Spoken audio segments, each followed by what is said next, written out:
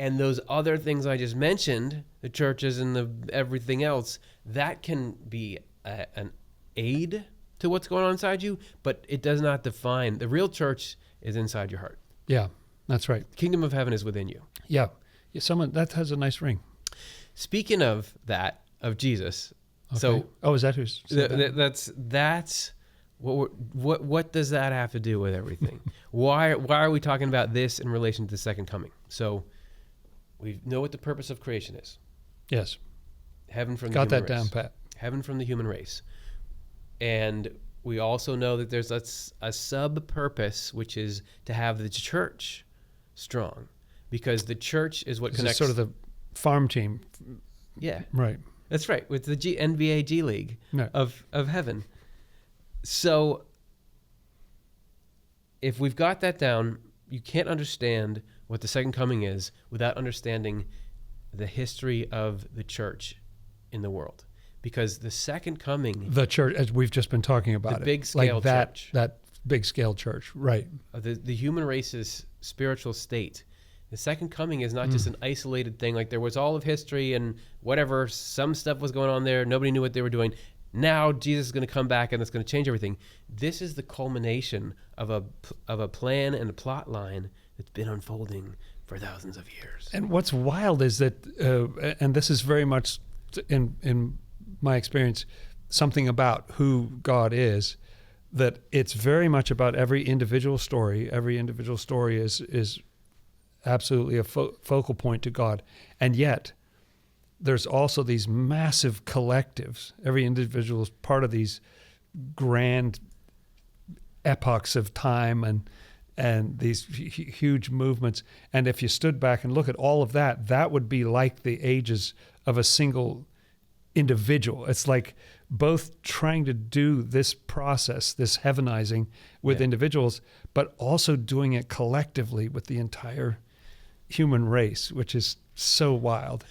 But the whole human race can get better.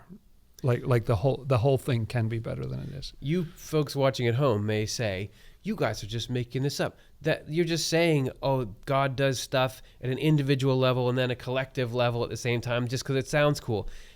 Oh yeah, look at everything. Look at your own body. How does the body work? The body is a collection of a trillion individual cells. I think that's the exact number, yeah. Yes, so or maybe it was a trillion and one. It has all those cells, and each of them, if you zoom in, they're individuals.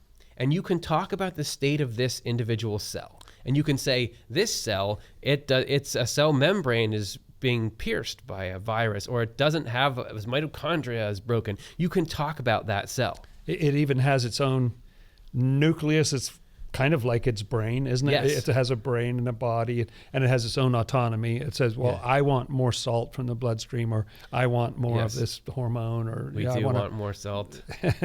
We love salt. Okay, sorry, go ahead. And we want to give up this waste matter. Yeah.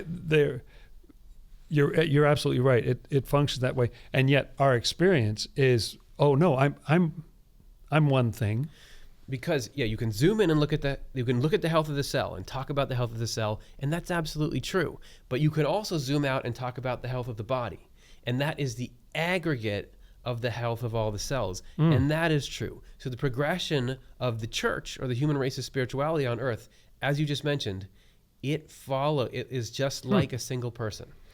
And what's striking me right now about that is that even in us as individuals, we had a whole set of cells when we were little.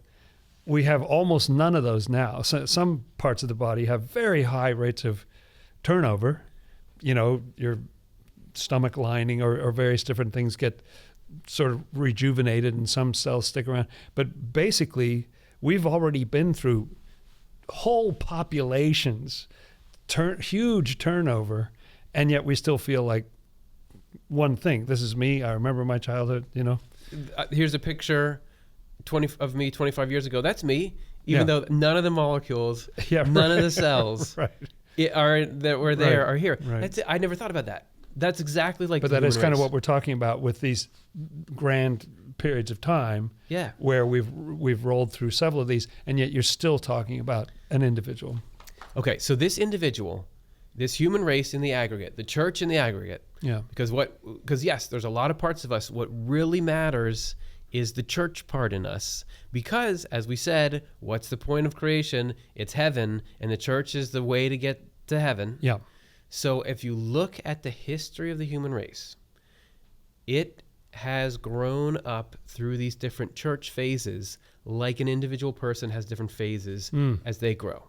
You have your infancy, you have your childhood, you got your adolescence, you got your young adulthood. So according to Swedenborg, there have been 4 major eras in human spiritual history that are like those things. There was what he calls the most ancient church, which was like the infancy of the human race. Then there was a new phase that was called what he calls the ancient church. I don't know if he needs better branding on these, but the ancient church, and that was more of like a childhood state. Then he talks about the Israelitish church, which was the phase in which the Old Testament was written, and that we see our other episodes for how that fits in. And then he says there's the Christian church, the Christian era, even though obviously not everybody's in Christianity, but this is the era of the particular connection. We don't have time to get into that now. Those are all like these different phases of growing. However, the second coming of Jesus is going to lead to adulthood for the human race. And this is like when you're a little baby, you don't really know who your parents are. I mean, you feel great being around them, but you see them as different than they really are.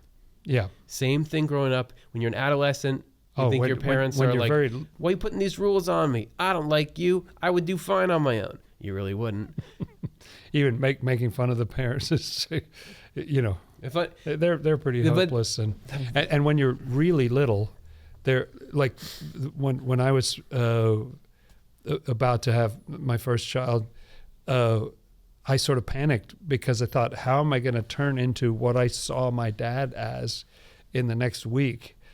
And I didn't realize, oh no, that's through the child's eye. Like that little child is like, this is a miracle worker. Yeah. This is an amazing person who can do so many different things. I remember thinking about just hearing some of the details of how my dad got to move to the state where I was born and stuff. And I was like, wow, he's so amazing. How did he do that? It's just, hey man. And then in just a few short years, you have no respect. Well, wait. Just wait. Because the thing is, a lot of kids that will, when they get to be teenagers or something, are like, oh, my parents aren't cool. But the thing is, I'm a parent now, and I'm cool. I stayed cool. So, you are cool. Yeah, that's right. So they're just wrong. They're wrong. Yeah, well, they are wrong. Yeah, like sure. Like my daughter isn't even 10 and doesn't really want me to walk next to her when she's coming home from school. But that's neither here nor there. But it's a great analogy for how your understanding changes. I think the earliest era was just in love with God, like was just very, very present. God was very present, and it was the world was magical, just the way for little children, everything's alive and they're going, oh, here comes the pen, here comes the piece of paper. Oh, the piece of paper doesn't like the pen. And, everything's sort of animated in their minds and how that changes as they age, where that rationality develops and then they have a different perspective. And to think of the whole human race going through that without even necessarily knowing that was what was happening, but that's sort of a God's eye view of what was going on. Let me give you the reason why, or the reason why all those other phases of human spirituality were missing something. That the phase we're going to enter that is kicked off by the second coming of Jesus will have different. Okay, so it'll be so even lump all those 4 together. This new thing will be different than any of the above. We're going beyond where we've ever been before. And actually, really? In a very clear, non-mystical sounding, practical way. Okay? This is from True Christianity 786. All right. All churches depend on the recognition and acknowledgement of the one only God, with whom the individual in the church is able to form a partnership. So that's the key thing. The church is a church because it lets you form a partnership with God. It should have been in our inventory of what heaven is, but heaven really is that partnership. Like there's a relationship. There's some sort of living relationship with God and a loving exchange and a more conscious awareness. Because that different levels for different angels and so on. But that partnership is what makes you happy, is being that close to God, who is goodness and love and everything itself. Yeah, just like it's life. It's humor, creativity. Good things. Okay, so that's what's essential. To be a church, you really got to have that, right? Right. However, no shade at the previous churches. Yet all 4 churches so far on this earth have lacked this truth. Therefore, it follows that after these 4 will come a church that will recognize and acknowledge the one only God. God's divine love had no other purpose in creating the world than to unite humankind to himself, unite himself to humankind, and live with us in a partnership like this. And I noticed humankind there, like it's a collective. Yeah, this is God interacting with the entirety. It applies to the individual as well, but this is having a relationship with this whole thing. Yeah, somehow he can do it at the same race. time. He can Right. have a relationship with you. I have like anxiety about that sometimes. I feel a little bit, just between you and I, Okay. I'm a little like, hey, did we I go won't tell off the anybody. rails with how many people there are? There's so many people. There's a lot.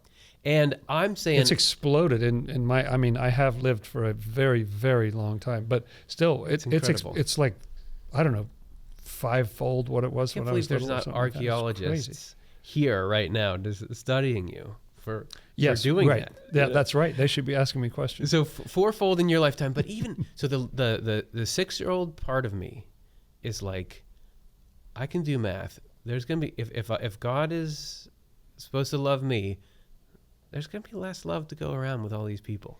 Like, can you really, like, you're gonna be stretched a little thin? I know. Your attention. Right? I know you're thinking about everyone else at the same time you're thinking about me. What are you doing with all these people? Yeah. But somehow, God is able to, because he's infinite. And what I do to get the antidote to that is I think about, like, how much love do you need?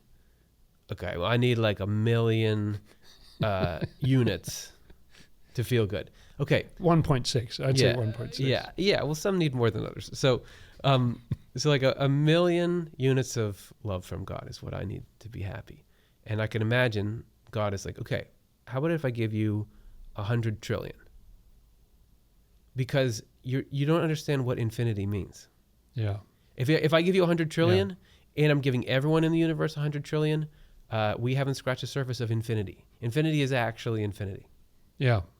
There's a nice picture of this in the sun in the sense that it's just throwing off such a ridiculous amount of energy every second, radiating in every direction. And but they think across a time scale of billions of years, at some point it'll run out of fuel. But basically, it's just crazy how much energy that thing is creating all the time, and that's just a finite version of this infinity that's forever. It's just inexhaustible. And another way, I never thought about it like this, but there's more love for you than you would want. Yes, that's true. There's absolutely, Swedenborg describes how if you get more love than you can handle, it becomes unpleasant.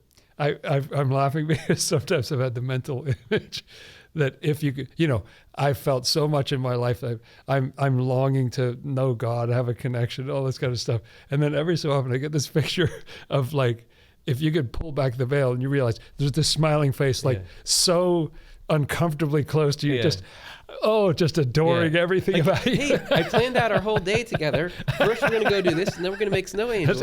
It's too much love. Yeah, and so that's why Swedenborg talks about these atmospheres in the spiritual world. There are clouds and atmospheres to try to knock it back to the point where it's just sort of, this nice, mild, temperate climate instead of being cooked with so much love.